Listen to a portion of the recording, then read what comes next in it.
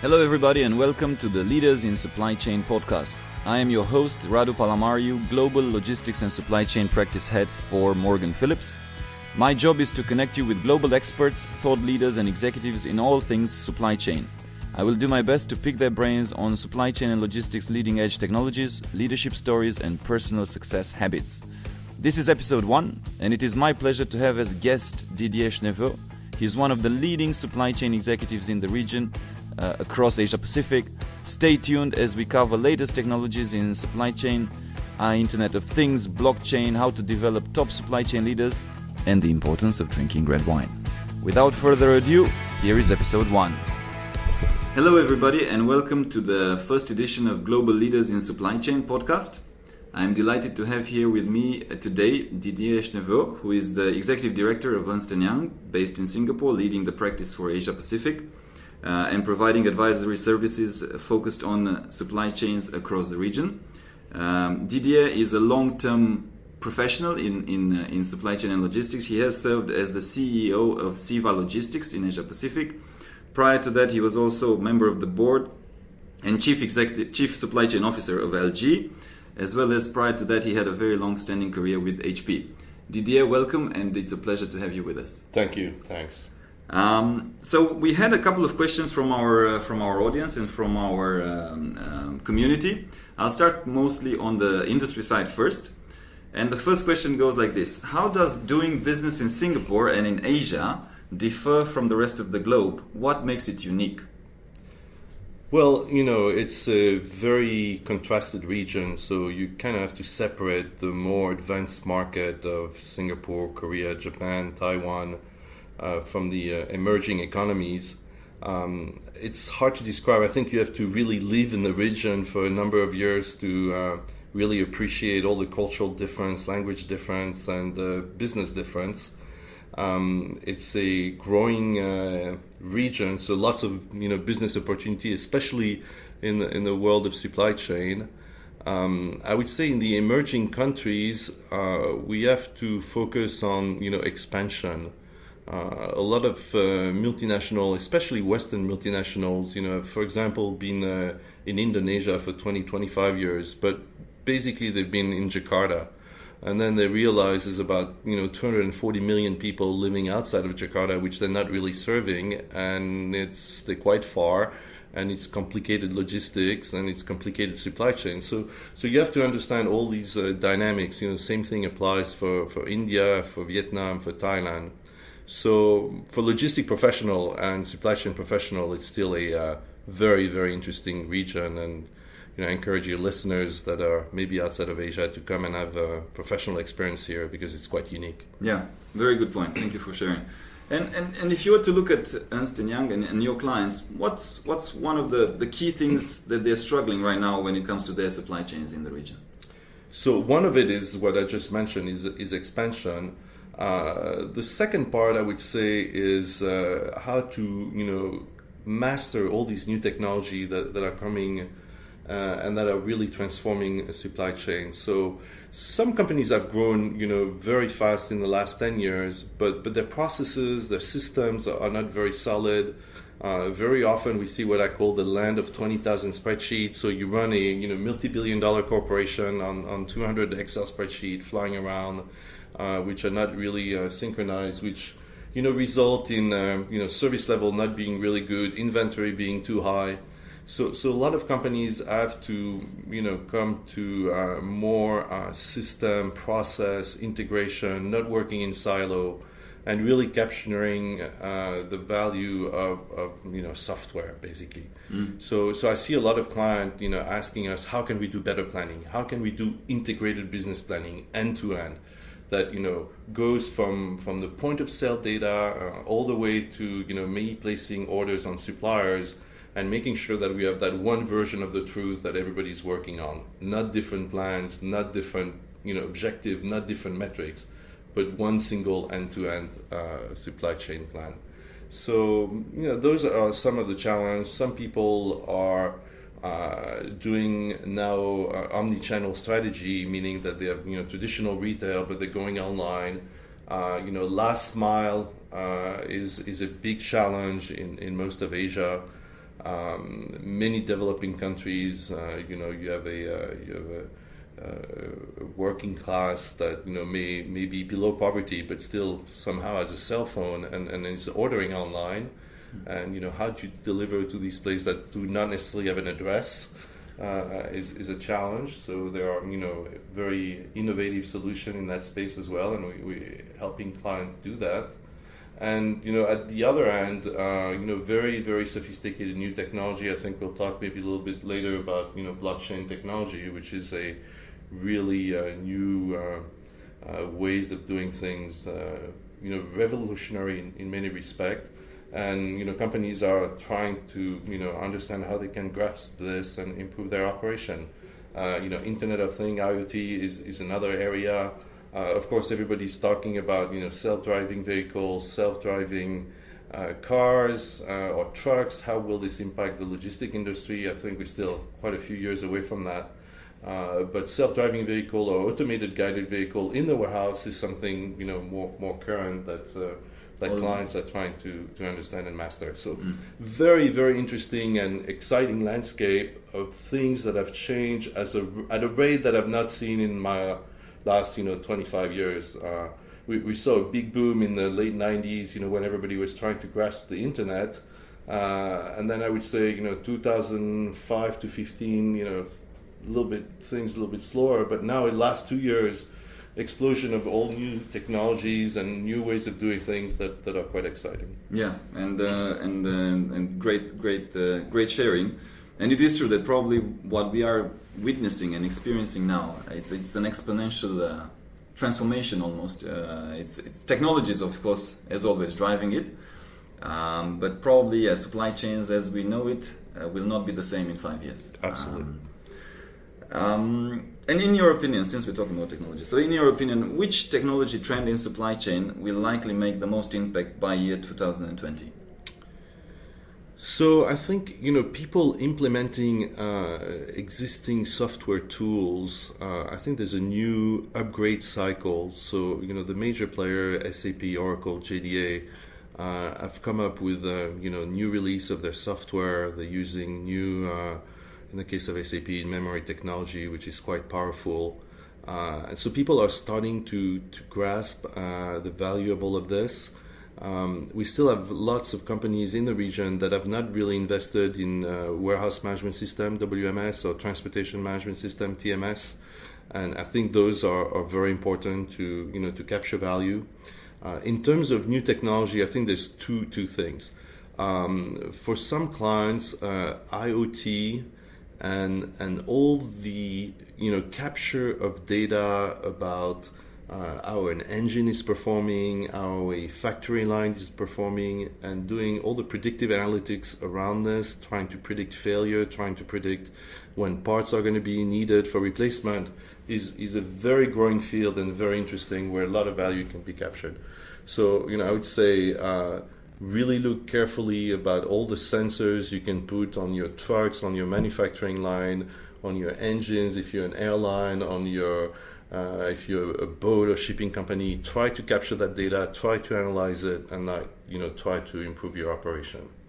The second one I mentioned, which I think is really transformative, is blockchain technology. So there's going to be a huge impact on financial service market. And a lot of people are looking at this. I'm looking at it more from a supply chain point of view, and how we can use this as a transfer of value and transfer of title, proof of ownership. Lots of companies are working on this. EY, we're doing many proof of concept with several clients, looking how we can improve all this kind of back office paperwork, everything that was related to transfer of value and proof of ownership. So, yeah, very, very big demand in that space right now. With people trying to figure out. I mean, so it's a new technology, so people are trying to figure out what usage and use cases we can have. But this is really emerging as something just as big as if back in '95 I would have said, this new thing called www, and it's the internet. People were just like, okay, all right. We're probably a little bit at that stage right now with blockchain, but a lot of companies are, identifying use cases and building proof of concept, and we're helping doing that. Yeah, and thank you. And it's very interesting because we did get two questions from our audience, and one was specifically about blockchain, and the other one was on IoT. So it's exactly what you mentioned as the most transformative technologies. So if we could to go just one level deeper, so blockchain, I think everybody talks about blockchain now. If you pop out on the LinkedIn or on the internet, there's an article about blockchain.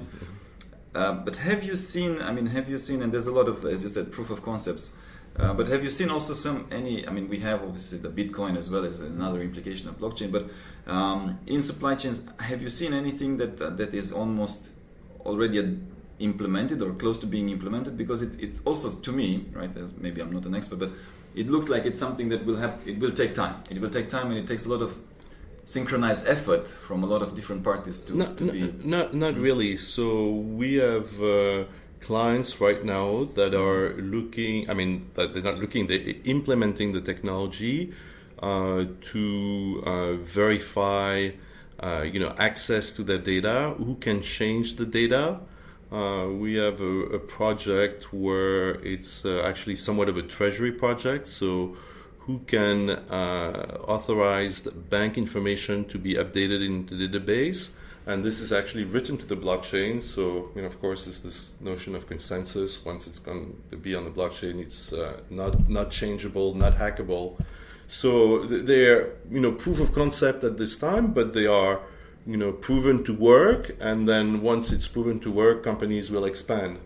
So it's not slideware. It's actually people are coding things and are actually putting transaction using blockchain technology, and we have a number of programs running right now, including with some very large multinationals that are looking at how to onboard their suppliers, how to receive contract information, how to place orders, how to agree on the price of the transaction, and having a track and trace of all of this written to the blockchain. And we use Ethereum, which is kind of the platform of choice right now because it enables smart contracts. So this whole notion also in the logistic industry, when something happens on the blockchain and there's a smart contract attached to it, the payment can be executed based on arrival of those products. And I think Maersk and IBM have had a lot of coverage on that. Correct. Yeah.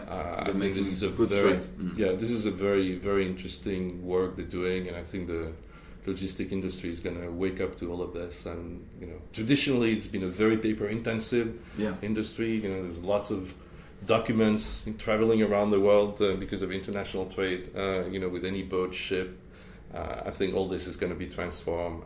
It will be taken away almost. It will. Most of it will be taken away. Some of it will be converted to smart contract, which was, auto-execute based on milestone being reached. I think in the case of Maersk, they're looking also at automatic self-insurance when the container is being put on the ship and start leaving. Yeah. Automatic payment at arrival. So all this is enabled by smart contract. Got it. No, very good examples. And how about the Internet of Things? So the question we got from Piyush Kansal, thank you Piyush, was, has the Internet of Things actually started changing the way supply chain operates, or is it still a buzzword? It has changed. We've looked at a recent project with a major airline in the region, and the amount of data that is captured about the health of the engine as prior to the flight, on flight, and post flight is actually quite staggering. And it's being monitored real time by the engine maker, but the airlines also are starting to to capture all that, analyze this, and it helps them in their parts strategy. So if you're able to analyze all this data, able to do the predictive analytics, you can predict failure, you can predict replacement before failure, and you can start optimizing your inventory of parts around the world based on flight condition, based on all kinds of data points that are being captured. So it's there again. It's not just ideas or slideware. It's actual application where more and more data is being captured and used to improve operation. I think Singapore is doing a lot of things in that respect. Doing more sensors everywhere in the city, air quality, traffic, electricity consumption, you name it. And smart cities are going to be using all that IoT, and already are. It's not 30 years from now. It's not 20 years from now. It's today. Yeah, and hopefully to make our life better and easier. And since you're originally from France, I heard a story. I don't think it's a story actually. It's a application of Internet of Things, but it's maybe not the place where you would think to find it. It's in the wine industry. So basically, there are farmers of grapes. So basically, they have sensors, and based on the sunlight and the temperature, they activate the sprinkles to put water or not, depending on. So it's incredible. Absolutely. It's incredible. Absolutely. Super. And another very good question from Agnes. She was asking, before investing hundreds of thousands and millions of dollars in digital, in new tech, if we had to look at the fundamentals of a supply chain, what would that still be in today's time and age? It's a good point. You don't want to sprint before you can run and before you can walk. So I just always tell my clients, crawl, walk, run, and then sprint.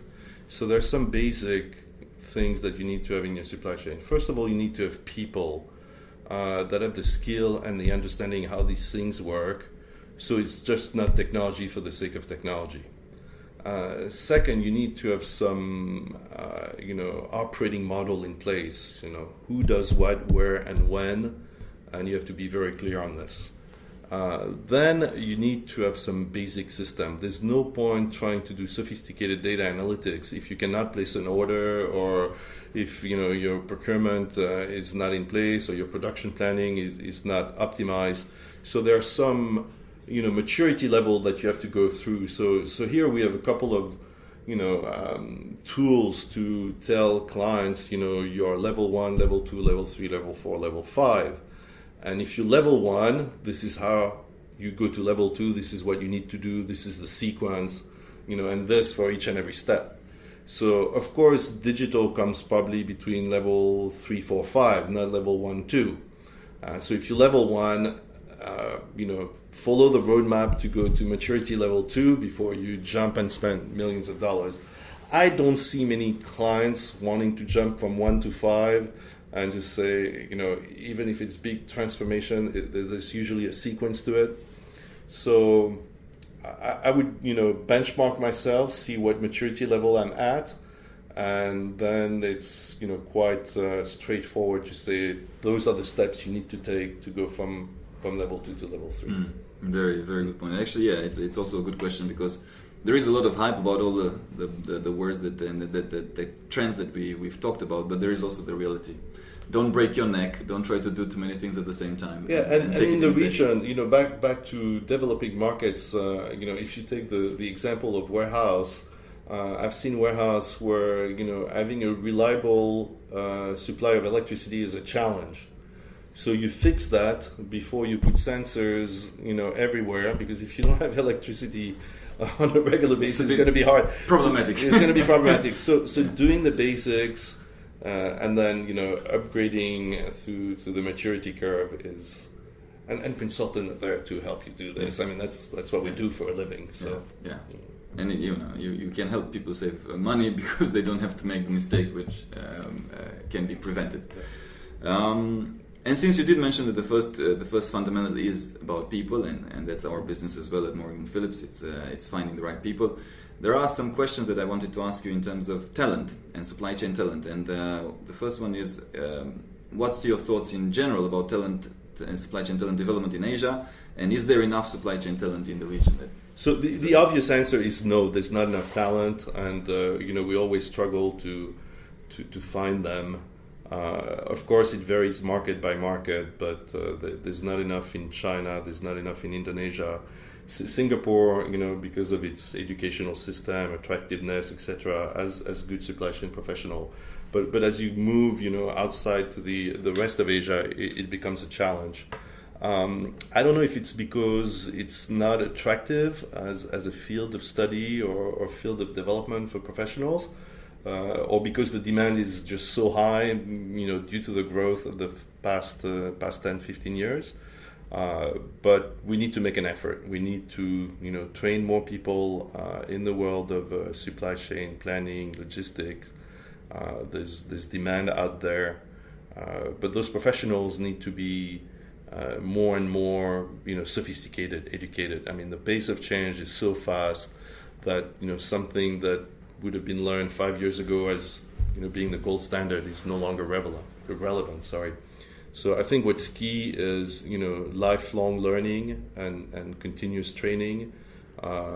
Even with 25 years of experience behind me, I'm still spending endless hours upgrading myself, updating myself, reading, following online courses, because we talked about blockchain a year ago. I did not know what it was, and you cannot just go in front of client and just put out buzzword. You have to understand the basic concept of what you're doing in the technology. So not enough talent. The talent we have, we need to constantly educate.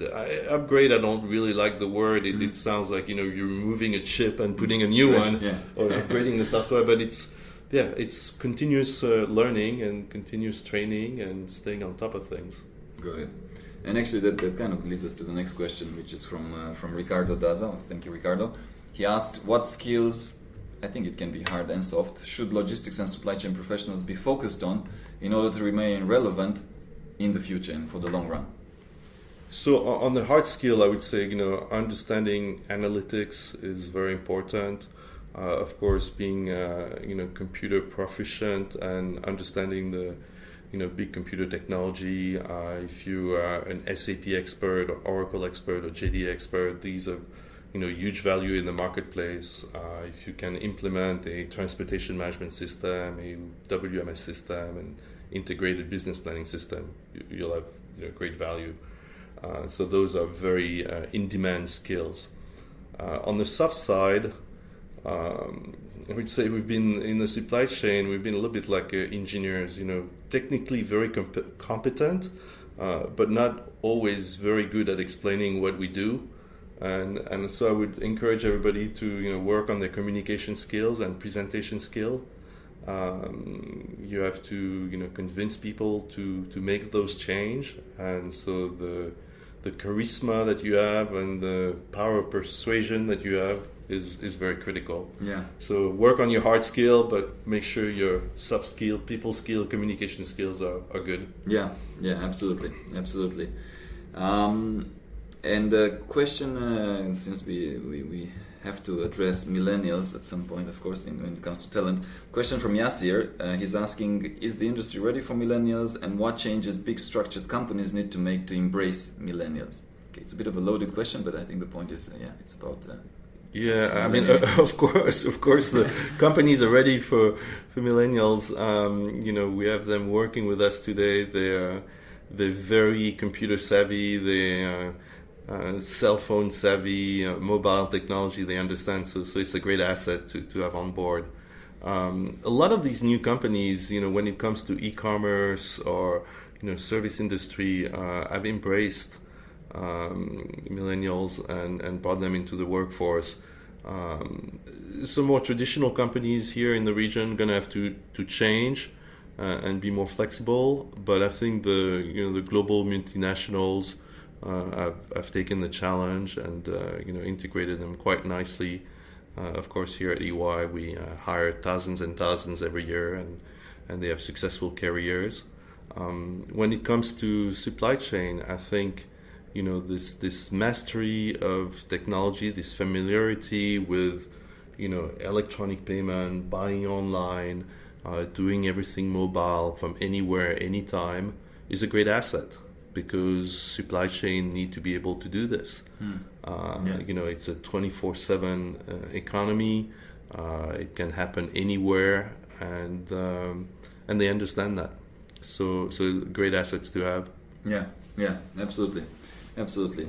And I mean, back to you, Didier. And I mean, you've had a long-standing career, by most people's standards, very successful career. So if you're to think back and reflect on that, what is the best piece of advice that you've received, or what's the best pieces of advice that you received that you could share with somebody that's maybe young and just starting? I remember maybe 20 years ago, one of my executive I was working for just told me this single sentence. He say, "Always take the high road." Meaning, when something is in conflict or when something is not working, don't let yourself, drain into that or, fighting it. Just, take a step back, look at the broader picture and take the high road. And, that's what I've tried to do. The career has not been linear. There's been a few setbacks and rebounds. But you learn from that, and I think it's how you grow, it's how you develop personally. I've had the chance of working in 3 continents for extended period of time. So I've worked, 10 years in Europe, 12, 15 years in the US, and now almost 10 years in Asia. And I think that provides you with a great perspective, I think if people want to have international careers, they're very fulfilling, but they need to be willing to travel the globe and have different experience in different areas. But that's what I've personally, enjoyed the most, is having worked on 3 different continents, 3 or 4 very different cultures. U.S., California, then I moved to Korea, totally different. Absolutely. So those are the chance you have in life, and I encourage people to try. The world is still full of opportunity for professionals. Yes, everybody talks about the scarcity of work in the future, the fact that artificial intelligence is all going to do our jobs, but I still see that as, still a faraway prospect in terms of replacing some of the human creativity. I think logistic professionals, supply chain professionals are still going to be needed for the next 20, 25 years. After that, Absolutely. I don't know. Absolutely. And yeah, everybody talks about AI, but let's again, and I may be wrong. Maybe an AI machine will do my job much better than I could ever do it. Within a couple years, and that would be fine. But there's still a lot of challenge. There's back to technology, some that are overhyped and that may not come to fruition right away. Right now I've been reading very interesting stuff about self-driving car. Everybody say that, we're all going to have one within 5 to 10 years. The problem is that there's still a lot of unresolved issue, but this is probably the subject of another conversation. But quite interesting and quite challenging. So. Yeah, and I mean, just to add my 2 cents into that, because I think it is relevant once we didn't have it on the agenda. But there's also deep social implications. There's deep policy implications. There's so it's not no matter how enthusiastic some people are about it, it's not something you can implement in a snap, and it will take years. Yeah. It will take years. Great. So coming back to another personal piece of coming back to the advice, but let's say that there's a 23-year-old graduating university today wanting to pursue a career in supply chain. What would be one thing that you would tell him? Get as much experience as you can from various industry. Don't stay in one single industry. I haven't followed my own advice. I stayed 17 years with the same employer at HP, but in different types of job. But I would say try to get as much international experience and different industry sectors. Some of the concepts are actually the same, and some of the logic of proper supply chain management apply across industry, but there's some industry specific and techniques and buzzword or language that you need to know from each and every industry. If you can, try to do both consulting and what we say real world job, and those are great career builders. They provide expertise and eventually some gray hair that then people rely upon, because then you can provide advice based on the experience you've had over the years. So it's still a fascinating field. Maybe it's not as sexy as some other areas available to a 23-year-old now, but I think there's still great opportunity. great opportunity. The world is changing very fast, and it's changing in the world of logistics, supply chain, manufacturing, things that are possible now that would have not been possible, a few years. And there's going to be a full upgrade cycle in all these companies, upgrading, computer system, upgrading, software, hardware, automating the manufacturing line, automating transportation, warehousing has got lots of new technology coming. Fully lights out warehouse is a possibility. Lights out planning is a possibility. And so, people have to create all this, and it provides great opportunity for new graduate. Yeah, definitely exciting times ahead, and lots to do. Another question is, can you share an internet or online supply chain resource, like a website or online course or something that would be relevant to our listeners, somewhere they can go and learn? I actually I have an iPhone, and I use News, the application News, and it allows you to select topics. And so I've put, 5G, I've put IoT, I've put SAP, and it gathers all the information from the web around that specific topic. And so I find that quite useful, rather than going to a, logistic or supply chain specific website. I selected topics of interest, and I've got about 20. And this application will, aggregate all the news relevant to that. So I find that quite useful. I've stayed away a little bit, to be honest, from all these conferences that are popping up everywhere, and that I think very often are just redundant or don't provide a lot of value. So, and then, it's just general knowledge about business that's important, because you start with a business problem and then you can see what's the implication for supply chain and how to solve it. So I read The Economist and and Business Week avidly, because it just opens up your mind to something that's not just how do you optimize transportation or how do you optimize planning, but it's broader. So. Back to the bigger picture, back to the high road, and very good sharing. I didn't know about the news application. I'm going to download it myself. I think you have to be registered as a US user. Some countries it doesn't work, but if you set your region to USA, there's ways. There's ways. We are in Singapore. There's ways. One other question: what is a personal habit of yours, Didier, that you think contributes to your success? Wow. A glass of French red wine every day to keep a proper life balance.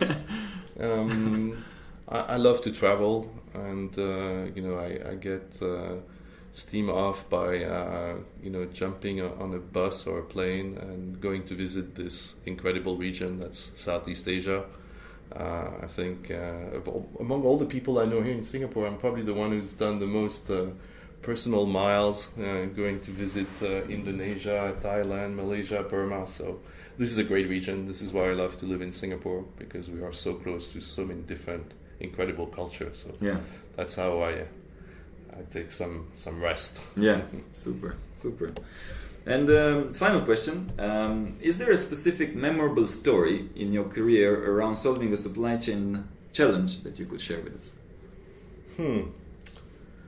I do remember those were back in my HP days, and in the US you can buy something, so a computer or a printer, and you have about 4 weeks or 5 weeks or a month to return it. And I do remember one time we received a memo from the third-party repair supplier that we were using to repair our PCs. And it was, thank you for sending us back the PC, but there were bricks in the box. And so unfortunately we had credited the customer, and it turns out the box, the PC had been returned not in the box, but bricks placed inside the box, and had been moved from Sacramento all the way back to Nashville, where we had our repair center. We had credited back the customer. Then we had spent a few $100s, shipping the product around. and then we were about to spend a few more $100 repairing it when we found that it was bricks. So I think I still have the memo from framed in my house of the memo from the third-party provider. But joke aside, reverse logistics is an area we did not talk about. The rise of e-commerce creates lots of reverse logistics challenge, and so folks that are interested in that area, it's a fascinating area of how do you return things, what do you repair, what do you not repair, and all the environmental application that it has as well, recycling. So this whole area of supply chain sustainability we didn't talk much about today, but it's a fascinating area where people are going to have to spend a lot of time, because we have to leave a better planet. We have to make the planet great again. Yeah. Didier, thank you so much. Thank you very much for your time, for your sharing, for your insights. It's been a pleasure. It was my pleasure. Thank you. Thank you very much. Thank you everybody for listening to our podcast. If you liked what you heard, be sure to follow us on radupalamario.com/podcast for all the show notes and links and extra tips covered in the interview. Also, make sure to subscribe to our emailing list to get the news in the nick of time. I am most active on LinkedIn, so do feel free to follow me to stay tuned for our latest podcasts and articles. And make sure not to miss our next episode, as we are talking with the CEO of one of the most prominent e-commerce logistics companies in the world. Stay tuned.